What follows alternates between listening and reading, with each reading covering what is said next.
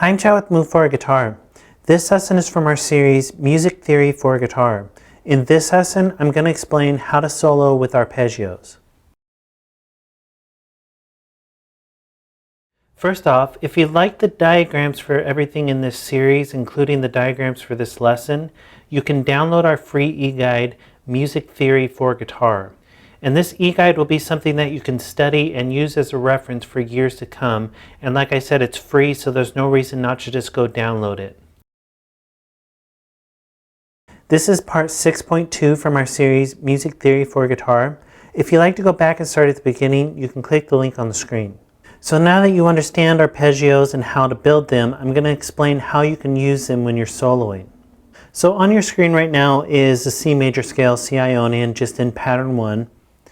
You obviously know by this point that you can use the C Ionian scale, C major scale, to solo over C major 7 chord. And when you do that, it can be pretty tough at first to know what notes sound good over the chord. Obviously you have the 4, which is an avoid note, which means you need to pass through it usually. But also some of these other notes are weaker for landing tones or just might not have the sound you want. The way you can use an arpeggio to help with soloing over this chord is to visualize the arpeggio along with the scale. So I put them all in green, and obviously the red are part of the arpeggio too, but they're the root, so I left them in red. Since this is a C major 7 chord that you're soloing over, I've highlighted the C major 7 arpeggio. You would visualize this as you're soloing with the Ionian mode, and these green notes along with the red would be your strongest landing tones. And that's because they're all straight out of the C major 7 chord, because the C major 7 chord is the same thing as the C major 7 arpeggio. A chord is just usually played with all the notes ringing out, or the notes don't have to be in order like they do with an arpeggio where you play notes one at a time like a scale. But when you're using it for soloing, you don't play the notes in order, you mix them up. So now you can use these other notes to really bring out some color tones and some sounds of the mode, but then you know that if you want to hit your strongest landing tones, you land on one of the arpeggio tones. And you don't always have to land on an arpeggio tone, and if you always do, it's going to sound pretty vanilla, especially if you're just over a triad and you're using a triad arpeggio. But the arpeggio tones are your strongest landing tones and are going to sound the strongest, most stable when you do land on them. And it's really going to help outline the sound of what you're soloing over. Because if you just randomly play the Ionian mode over this chord, over this C major 7, and not really think about what sounds good when you're landing, it's not going to really sound that strong. You need to know what your landing notes are, what your strongest ones are, so that you can really outline what you're soloing over. So you'd really be visualizing these notes. This is a C major 7 arpeggio, root, 3, 5, 7, root, and then just repeated 3, 5, 7, root, 3. But you'd be visualizing them within the context of this scale if you were using the Ionian mode to solo over this chord. And really you could just use this arpeggio to solo over this C major 7 chord. That'd be totally fine. The only problem with that is that if you do that too much, it can start sounding pretty vanilla and pretty obvious. So it's nice to add in the other notes for color. It really adds to what kind of colors you can bring out when you're soloing. And that applies for any type of chord. And we can look at a chord progression. This is the 1-6-2-5 that we looked at multiple times in the key of C, C, A minor, D minor, G. We talked about this before, that if you're soloing over it, you really need to think C Ionian over the 1, A Aeolian over the next chord, the 6th chord, D Dorian over the 2 chord, and G Mixolydian over the 5 chord, because of how the notes relate to the tonal centers. And that if you just thought C major scale over the whole thing, you're going to have a lot of weak notes that you're probably going to end up landing on or emphasizing the wrong notes. And a way to really bring out the sound of those chords when you're soloing, so that when you're soloing over a chord progression, people can actually hear you following along with those chords and not just playing random notes over it. The way you can do that is, for example, you're playing C Ionian over the 1 chord, the C. Visualize the arpeggio, the C major arpeggio, along with that scale, and realize that those are your strongest landing tones. Like I said, you don't want to always land on them because it's going to sound pretty vanilla over time, but if you understand those are going to be your most stable, strongest landing tones because they're tones straight out of this chord, that will really help you to always sound strong when you're soloing and not land on notes that you didn't mean to, or avoid notes, or create colors that you didn't mean to, or use weaker notes when you meant to use a stronger note.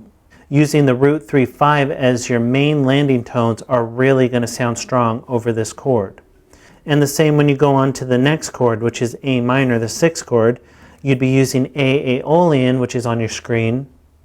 If you just randomly throw these notes over this chord, it's going to sound pretty weak, but if you visualize the A minor arpeggio while you're soloing, which is root flat 3-5, then you're going to be able to really sound strong while soloing over this A minor chord. You'll be able to see where you can land and always sound good and really bring out the sound of this chord. So when you're soloing over a chord progression, even a basic diatonic chord progression, using the arpeggios and visualizing them as you're soloing over these chords are going to give you your strongest landing tones, and you'll always sound strong when soloing instead of just randomly throwing a bunch of notes all around and not really knowing where you are except where the scale is. You need to be able to visualize these chords within the scale, and the arpeggio is how you do that. Another use of an arpeggio is to simplify chord progressions that have non-diatonic chords. For example, here's one we looked at before where these chords were in the key of C, but we had this one chord that was borrowed from the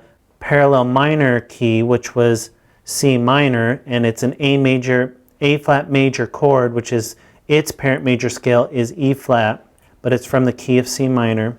So when you're soloing before, when I was talking about modes, I was saying that once you hit this, you have to think about A flat Lydium, which is from the parent major scale of E flat, and these were all from the parent major scale of C. So that's a lot to think about when you're soloing. A way you can simplify that is to actually just think about the A flat arpeggio when you're soloing over this one chord. You can think about modes from the key of C over the chords that are in the key of C, but when you hit this one chord, the A flat major, you could use the A flat major arpeggio and no scale, just use that to bring out the sound of this chord and then switch back to soloing in the key of C. So you're not having to think modes from the key of C and then all of a sudden a mode from the key of E flat and then back to the modes of the key of C. Just use the arpeggio over that one chord. Or for example, here was another one we looked at where we used the 5 of 2 in here. So this A7 was actually from the key of D and the rest of the chords were from the key of C. And I told you you'd need to think about A mixolydian over this one chord. So you'd have to think about soloing from modes from the key of C over these chords and then start thinking about soloing with the mode from the key of D over this one chord. Instead of doing that, again, you could just use the A7 arpeggio once you hit that chord. So you solo with the modes from the key of C, just use an A7 arpeggio over this chord, and then go back to soloing with the modes from the key of C. So over this chord again, you're not having to think about any scale or any mode, you're just thinking about the A7 arpeggio, which are all the notes straight out of the A7 chord. So not only do arpeggios help you sound strong when you're soloing over even just diatonic stuff, they can really help you when you're soloing over more complicated stuff to just use them in place of a scale, and that's going to allow you not to even have to think about scales in that moment and just bring out the sound of that chord with the arpeggio. And there's more uses for arpeggios for soloing. You can get really advanced with what you can do, which we'll talk about in more lessons, but this is a really good place to start to understand how to use arpeggios when you're soloing. So that's how you use arpeggios for soloing. Go ahead and move on to the next lesson where I'm going to talk about the blues scales. And be sure to download the e-guide. All the diagrams are in there, and be sure to subscribe because we had at least one new lesson every day.